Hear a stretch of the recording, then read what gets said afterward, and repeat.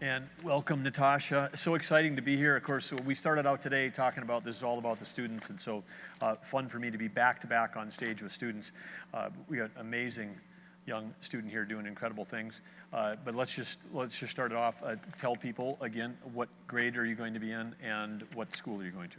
I'm going to be a junior at Williston High School, and I'm going to be a junior. Junior Williston, great. Yeah. That's fantastic. So that would make you a coyote, I guess. Yes. And in addition to all the cyber stuff we're going to spend time talking about and your interest in computer science, you're also an athlete, and you're on the swim team, yes. And I understand your specialty is? Backstroke.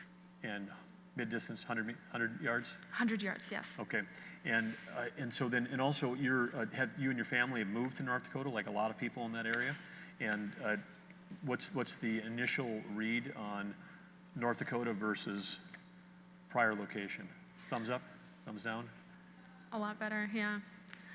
We were a bit scared to move here because we didn't hear that many good things about it. But then when we moved here, we're like, what the heck? This place is really awesome. So, yeah. And of course, if you love swimming, I understand you start out your day every day swimming, and where do you get to go swimming in a beautiful spot? At the Williston Recreational Center, and they have a really nice pool there, so it's very nice. Yeah, it's gorgeous, beautiful, yeah. World class, but very fun. So listen, you're somewhere along the line, I think it's maybe like 8th grade, freshman year, you got triggered an interest in technology. Yes. And what was the initial spark that kind of got you interested in that? Well, I was talking to my uncle. He's in the computer field, but I was talking with him, and I was asking him about the career choices that I could go into, because I wasn't sure if I wanted to go into it or not, so I wanted to know my options. He started telling me about it, and he started telling me about all the diverse career fields that I could go into, and it just amazed me, and it just collected, like that's what I wanted to do. Cool. And of course, I should have said right away, congratulations, because as we have up on the board, you're the Student Leadership Award winner this year for 2019 in North Dakota, but you've recently received other recognition, Regional National Center for Women in Information Technology Aspirations and Computing Award for those who've done work in both robotics and programming. But for the people that may not know what the National Center for Women in Information Technology is, and do they say NCWIT? Yeah. They don't say like NCWIT. NCWIT? Yeah. Okay. That's what I've heard. It's key if you're interested in this field to be able to know all the acronyms. So we're teaching them the NCWIT. But anyway, NCWIT, for those that don't know about NCWIT, maybe just share a little bit about that organization. Well, the National Center for Women in Information Technology is an organization that's dedicated to giving female innovators a voice in the field. Like if they have an idea for something, it's kind of like a, hey, I'm out here. I have an idea. I want to do something. And I think that's really cool. And with that, you've also been involved in an organization with the Coyotes team relative to Girls Go Cyberstart competition. Yes. And understand you were the highest achiever on that team. Is that true? Yes. It was a really engaging experience. Yeah, and I also understand you're the most humble person on the team, too. Barely get it to admit. Were you the highest achiever? Yeah, I was. Okay, but so tell everybody here, I mean, Girls Go Cyberstart is very cool. So, but yes. I'm guessing most of these people haven't been through it. Tell them about the competition and just why it's so energizing. And if you want to throw in a little bit about how you ended up being the top achiever, that's cool. That's why we're here. Okay, so the Girls Go Cyberstart competition is a program that almost mimics the cybersecurity field in a way where it comes with these fun games and puzzles and these situations where there's this one situation where let me think. There was like situations like somebody stole bikes and they're stealing bikes all across the country. How are you going to save them? Because they leave a track on the internet. So it kind of like be an internet cop. It was really cool. Yeah, so then you're an internet cop, internet detective. Because then you've got to they give you a problem, and then you got to go figure out how to try to solve it and how we'd use that digital signature that they're leaving to go track them down, catch them. Yeah. So when I first heard about it, my teacher, Miss Skinner, she was telling me about it. She said, hey, you should go try out this Girls Go Cyberstart competition. I think it'll be really good for our school. And I was a bit iffy about it because, I mean, I've never done anything in cybersecurity before.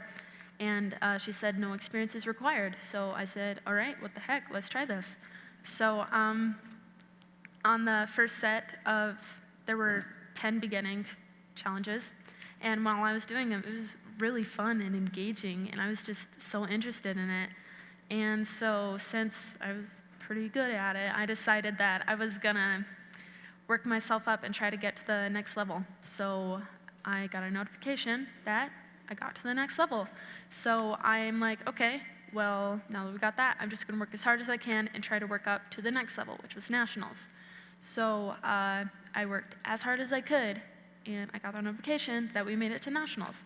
And so me and my team, we decided that our goal for the nationals, was to work as hard as we possibly can, just work off of each other, see if we can help each other solve any problems, and we worked as hard as we possibly could, and that got us first in the state. And I'm really excited that my teacher, Miss Skinner, just encouraged us to do it and kind of gave us a push in the right direction. It was, yeah. Great. Well, congratulations. Let's give it up for the Coyote team, first in the state.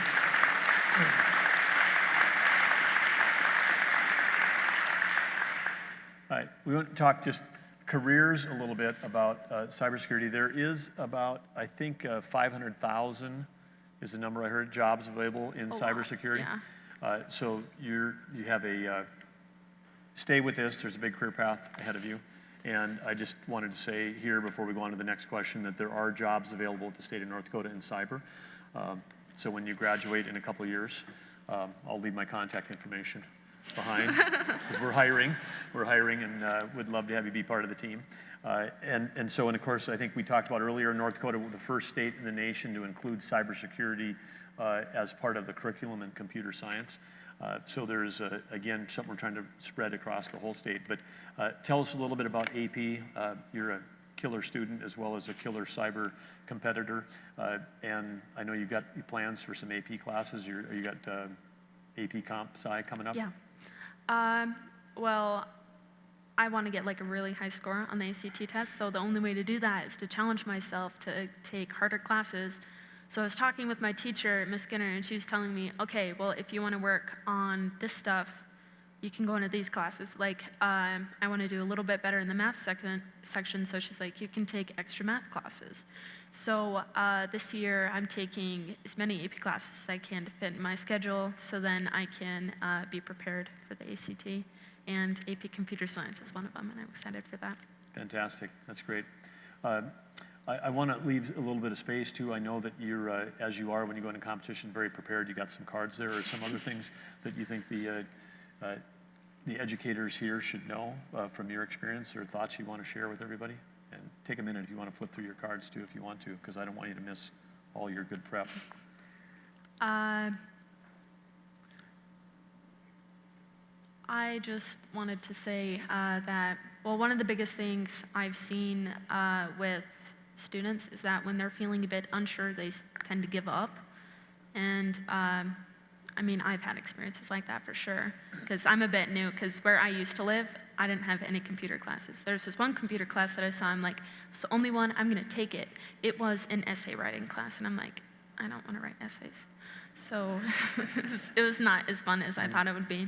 So when I first came to this high school, I took the first class that I saw in there, and it was robotics. And I was super excited for it, but when I went into the class, there were only 2 girls in there. And I was the youngest out of one of them, and I didn't know if I was gonna stay in that class, because I was feeling a bit unsure. So Miss Skinner came along, and she was talking to me, and when I got stuck on a problem, she would push me along in the right direction. She would say, I like the way that you solved this problem. Or if I was stuck on a problem, she would be, here, let's try it this way. And I really appreciate teachers who've been like that for me. But I know that like these classes can seem like very daunting for high school students. And I just wanted to say, if you're feeling unsure, just find something that you like, whether like if you like art, you could go into 3D art and or like 3D programming, or cybersecurity if you like that kind of stuff, and just find what you like and just work as hard as you possibly can and just keep moving forward. Because just don't be afraid to try, don't be afraid to make mistakes, because that's how we all learn. So one of the things nationally in the tech fields, computer science, et cetera, we end up at by the time we get to college level, there's more men than women that are in those programs. Yes. And you mentioned the robotics, where there was just yourself and one other girl that was in there. What advice would you have for all of us, the adults, on how to create space and design programs and do an education system where you might have more people that would find it daunting to sort of balance that out? I mean, how can we get more women in tech fields? I guess it would just be to find the people who are also feeling a little bit iffy about the class, and just find them and praise them on what they're doing good. Just give them a push and just be like, hey, I like how you're doing this. Keep working hard. Because when my teacher did that for me, it really improved my confidence in the field, and that's how I got to do all these new things. Just giving me a lot of opportunities to do what I can by just encouraging me, and that was one of the biggest things. So as teachers, I just like it when teachers just encourage us. Fantastic. And then in terms of the opportunities, how did you fit the robotic stuff, the cyber stuff? Is that extracurricular as opposed to part of being part of the regular school day? And is there things that you would do that would make it more fun, where we can incorporate the kinds of stuff that really energizes you right into the everyday classroom? I like hands-on stuff, where I get to build stuff, or even if it's like a group activity where I love making presentations, and I just like the idea of when I'm learning, I learn better when I'm doing something. And that really helps me just get it in my head as I'm like trying to learn how to do it. Like even when like in art, as I'm doing it, it helps me learn better. Or in English, when we're having these kind of projects like presentations, we're just hands-on working together, and that really has benefited my learning. So, and I don't see that as much in the classroom where I go to school, but the classes that I do the best in is where everybody's just working together, encouraging each other, and just encouraging each other to do more by hands-on work.